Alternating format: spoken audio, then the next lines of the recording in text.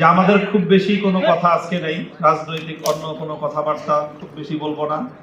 জুলাই সনদ এবং গণভোট এইসব প্রসঙ্গ আজকে আমাদের না।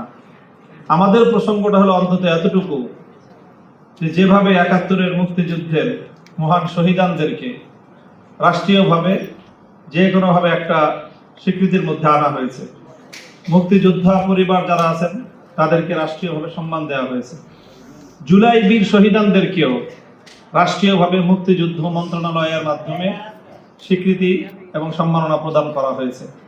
আমরা চাই, আমরা বিশ্বাস করি ৭১ এবং জুলাইয়ের মধ্যখানে ২০১৩ সালের শাপলার যে বীর শহীদানরা দেশের জন্য, ইসলামের জন্য এবং মহানবী হযরত মুহাম্মদ সাল্লাল্লাহু আলাইহি ওয়াসাল্লামের জন্য যারা জীবন দিল, এখানে শুধু মাদ্রাসার ছাত্র, আমি তো আবারও বলছি, এই শহীদানদের মধ্যে শুধু কওমি মাদ্রাসার ছাত্র শিক্ষক নয় এবং তারা মেজরিটি পার্সনও নয়।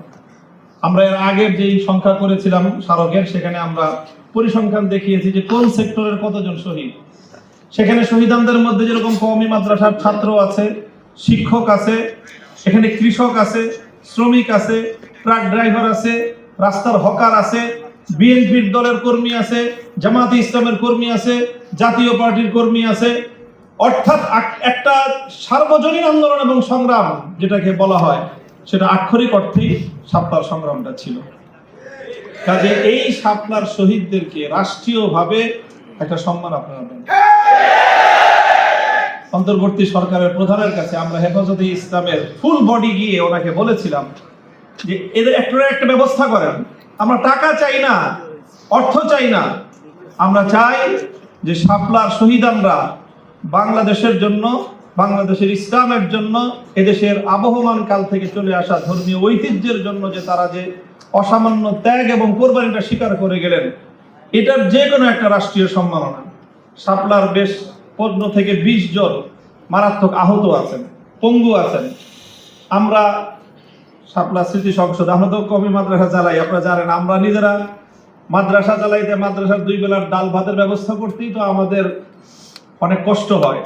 এই আমরা শাপলা স্মৃতি সংসদের পক্ষ থেকে বিগত ২ বছর ধরে এই যে প্রায় শাপলা ২০১৩ সাল থেকে ২১ সাল পর্যন্ত হেফাজতের বীর শহীদান যে পরিবার, প্রায় ৮৫টা পরিবার, এবং এই পরিবারগুলোর অনেক অনেক অসুস্থ ব্যক্তি, যাদের কোনো গার্জিয়ান নাই, সে অসুস্থদের চিকিৎসার দায়িত্ব, এতিম সন্তানদের পড়ালেখার দায়িত্ব এই শাপলা স্মৃতি সংসদ গ্রহণ করেছে।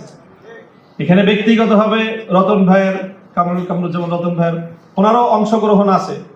কিন্তু আমরা চাই যে শুধুমাত্র আমাদের এরকম বেসরকারি উদ্যোগ না, রাষ্ট্রীয়ভাবে শাপলার শহীদান এবং আহত পরিবারদের একটা সম্মান এবং একটা স্বীকৃতির ব্যবস্থা আপনারা করেন।